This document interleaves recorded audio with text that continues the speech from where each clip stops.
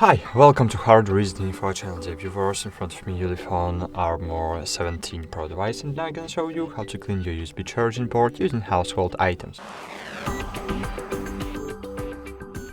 So firstly, remember one rule: never use metal objects to clean the connector, so as not to damage your USB charging port. I suggest you use an old toothbrush, which you no longer use, to clean your teeth.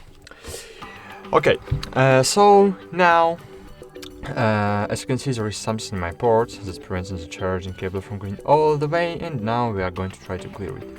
So to clear the dirt and debris from the charging port, just insert one part of the brush into the connector and just pry the dirt out. It's very easy to do, but you need to repeat this action several times. That's great.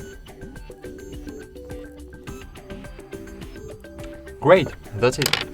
Thanks for watching, like this video, subscribe to our channel, and bye.